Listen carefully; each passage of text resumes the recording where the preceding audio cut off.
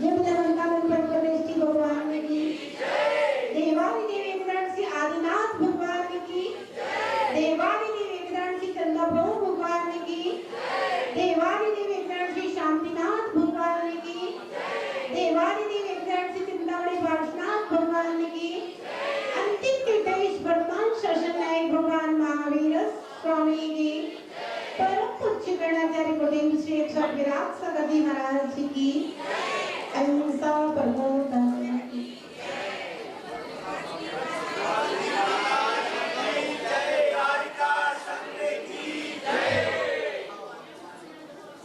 भव्यात्माओं श्री सिद्ध चक्र महामंडल विधान की आज से ही शुरुआत मंगलमय हल्दी का आयोजन। और यह हल्दी का आयोजन मन को पीला रंग जो होता है ना, हर्ष का प्रतीक होता है, ऐसा धर्म ग्रंथों में लिखा गया है।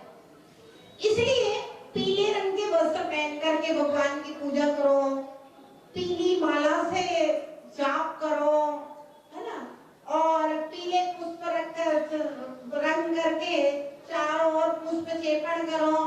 तो पीला रंग जो है ये मंत्र शास्त्रों में, पूजा विधि विधानों में हर्ष का प्रतीक कहा गया है। इसलिए जब भी कोई मांगलिक कार्यक्रम होता है तो पहले अपने मन को उत्साहित करने के लिए, प्रफुल्लित करने के लिए, प्रसन्न चित्त करने के लिए पहले हल्दी हल्दी चारों तरफ पीले गुब्बारे, पीले कपड़े, सब कुछ पीला पीला, मेरा मन इतना हर्षित हो जाए, प्रसन्नचित्त हो जाए, प्रफुल्लित हो जाए। ध्यान रखना, जब ज्यादा राग होता है तब मन प्रसन्न नहीं हो सकता, और जब ज्यादा द्वेष होता है तब भी मन प्रसन्न चित्त नहीं हो सकता।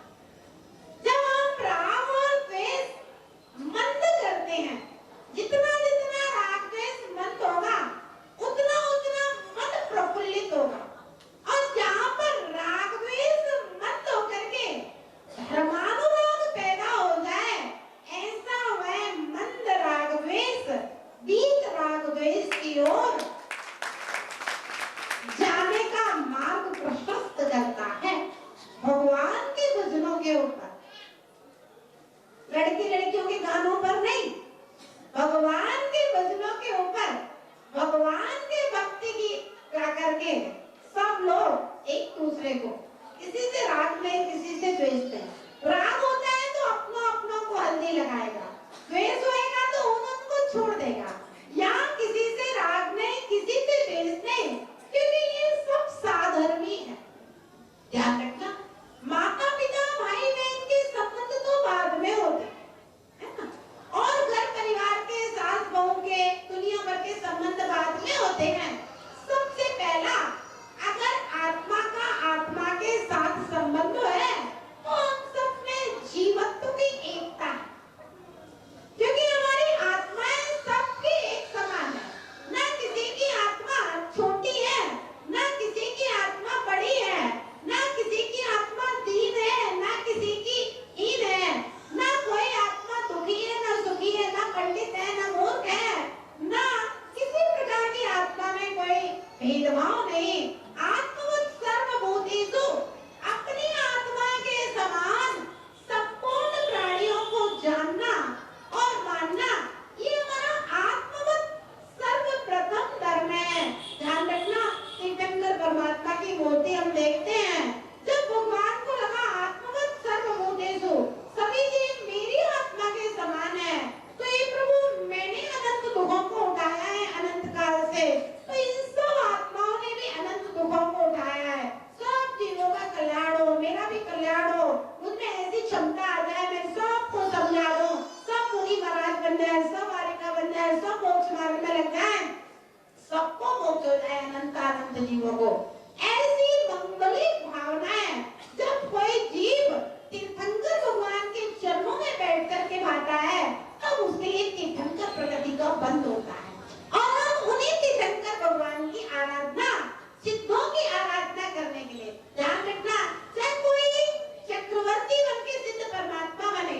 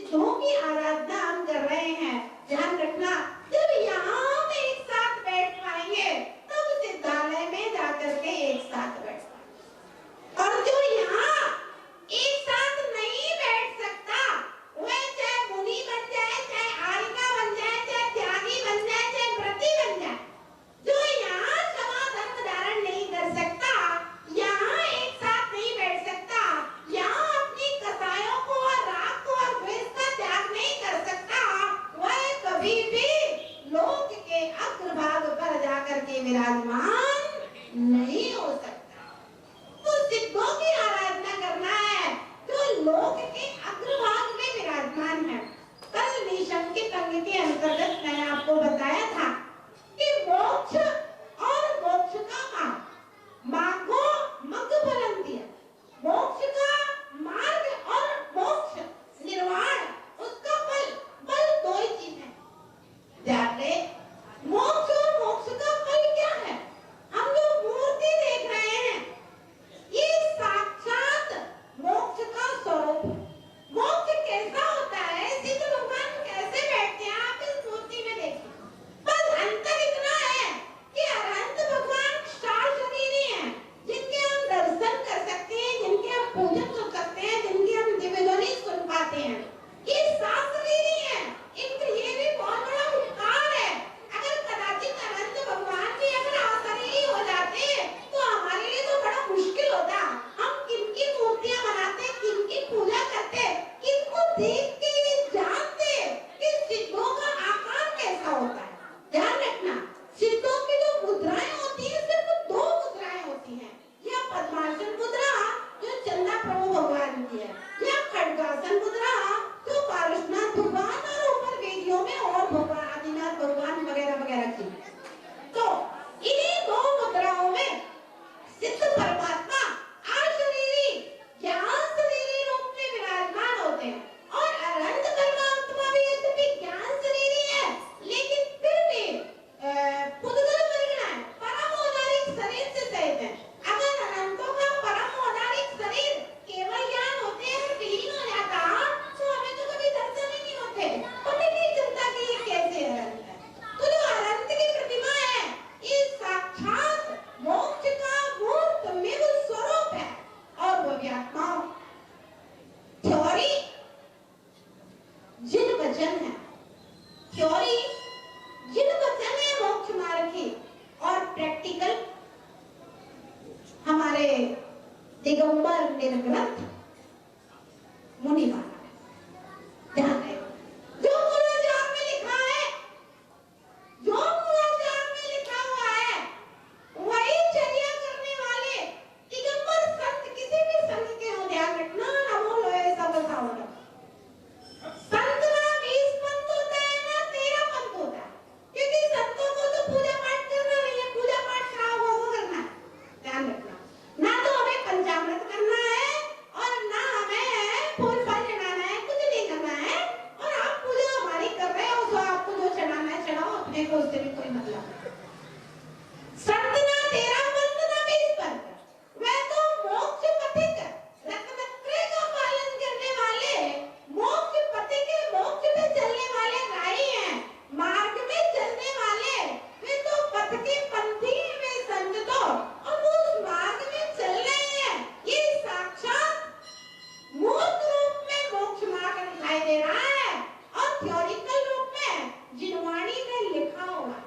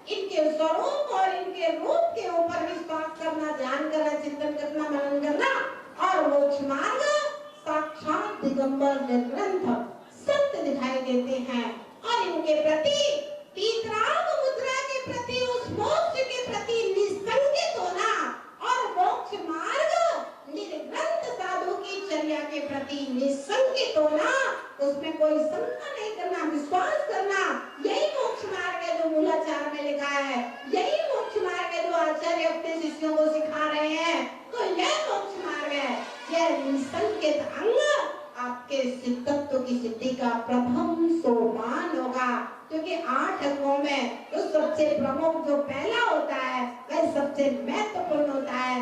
अगर निसंकित अंग आएगा तो निकांक्षित, निर्विचिकित्सा आदि सारे आएंगे, और निशंकित नहीं होगा तो बाकी के अंग सारे के सारे ढोंग नकोसले हो सकते हैं, ऊपर से दिखावा हो सकता है मान सम्मान के लिए, लेकिन वो अंग नहीं हो सकते। तो हमारे अंदर आत्माओं निसंकित अंग मोक्ष के प्रति और मोक्ष मार्ग के प्रति निशंकित अंग हो, और ऐसी भावना से सिद्ध चक्र विधान करें, वंदे तद्गुण लग गए। हे परमात्मा, मैं भी सिद्धत्व की प्राप्ति करूं, ऐसी मंगल भावना से आप विधान करेंगे तो ध्यान रखना, गेहूं की उपलब्धि के लिए अगर फसल बोई जाती है तो भूसा तो अपने आप मिलता है, और जब मक्खन निकालने के लिए, घी बनाने के लिए जब दही को बथा जाता है तो भैया छाछ तो अपने आप निकला करती है। और जब हम सिद्ध भगवान बनने के लिए सिद्धों की आराधना करेंगे तो तुम्हारे घर गृहस्थी की झंझट है, और जो स्वर्ग और दो ये दो रास्ते के स्टेशन है, ये सब अपने आप मिलेंगे। क्या सौधर्म इंद्र पद है, क्या चक्रवर्ती पद है, ये सब रास्ते के स्टेशन है। सिद्ध पद की प्राप्ति के लिए सौधर्म इंद्र बन करके, चक्रवर्ती बन करके, कुबेर बन करके, यज्ञनायक, महायज्ञनायक, ईशान कुमार महेंद्र बन करके, श्रीपाल मेधा सुंदरी बन करके सिद्धत्व की प्राप्ति के लिए हम आराधना करेंगे, तो बाकी ये राज्य पद और इंद्र पद तो बीच के स्टेशन है, सब अपने आप मिलेंगे। तो भव्यात्मा बड़ा ही मंगलमय माहौल था, सब पीले पीले दिखाई दे रहे हैं। ध्यान रखना, बाहर से पीले पीले है, अंदर से भी हृदय भी सबका पीला पीला होना चाहिए, हर्षित हृदय होना चाहिए, चित्त प्रसन्न होना चाहिए। और अगर किसी से आपस में बैर भावनाएं भी हैं तो सिद्धों की आराधना करते करते ऐसा होना चाहिए जैसे भगवान के समूह शरण में भव्यात्मा गाय और शेर भी एक घाट के ऊपर पानी पीते हैं, क्योंकि जहाँ इस संसार में जो भी होता है सब पाप पुण्य के उदय से होता है, इसलिए सब अपनी अपनी आपस के मन मुटाव को छोड़ करके और सिद्धों की आराधना, राग द्वेष को छोड़ करके वीतरागता की प्राप्ति के लिए सब मिल करके सिद्धों की आराधना करेंगे तो निश्चित रूप से लौकिक और अलौकिक संपूर्ण कार्य सिद्ध होंगे। और सुना है कि शायद आपके जो पंच कल्याणक का जो समय हो सकता है और नजदीक हो जाए या और कुछ हो जाए, जैसा भी हो, क्योंकि सिद्धों की आराधना करने से कार्य की सिद्धि अवश्य हुआ करती है। तो जैसी हल्दी और मेहंदी का कार्यक्रम अभी हो रहा है, इससे भी और अच्छा और बढ़िया पंच कल्याणक के महापात्रों के सम्मान करने के प्रयास करेगा। तो इसी प्रकार से भव्यात्मा हमारे तन ही पीले ना हो, हमारे मन भी पीले और हरे। पीला रंग हर्ष का प्रतीक होता है और हरा रंग शांति का प्रतीक होता है, और लाल रंग क्या का प्रतीक होता है? बलिदान का नहीं, पीला रंग हर्ष का प्रतीक होता है पंडित जी, लाल रंग शांति का प्रतीक होता है, और सॉरी हरा रंग शांति का प्रतीक होता है, और लाल रंग उत्साह का प्रतीक होता है। लाल रंग हृदय में प्रफुल्लता, उत्साह पैदा करता है। तो जब पीला और लाल हर्ष और शांति होती है और मेहंदी रचती है हरी, तो वह लाल लाल रचती है।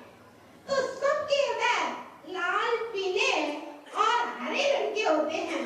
तो अंत में परम शांति श्वेत कलर की शुक्ल लेस्या प्रकट हुआ करती है।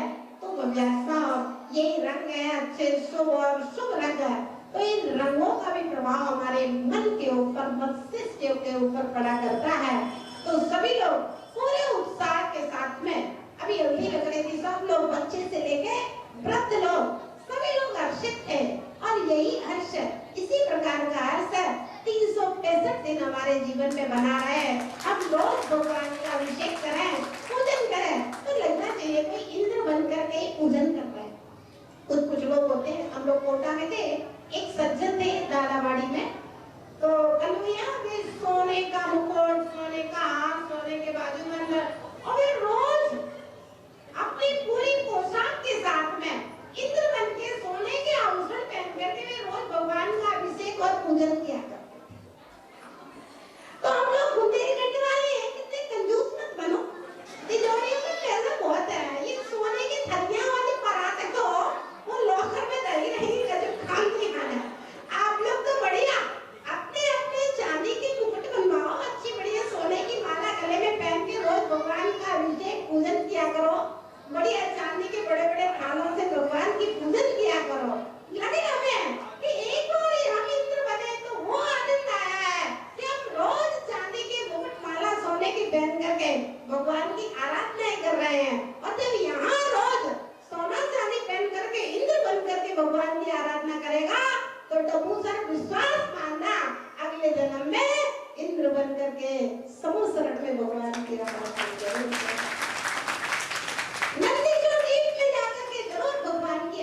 करेगा। तो नकली पकली मत पहना करो, असली असली बनवाओ। ये तिजोरियों में रखे रखे तो इस धरा का इस धरा पर लॉकरों में धरे रहेंगे, पहन पाओगे पर जाना है कौन यहाँ शाश्वत होकर के आया है। पैसे का फल तो वही है, दान भोग नाश। या तो दान कर लो या फिर पहन लो, भोग लो, और नहीं तो सब मट्टी में देखिए, शरीर कोई मट्टी हो जाना है, राख हो जाना है जल करके, तो ये सब तो मट्टी नहीं है।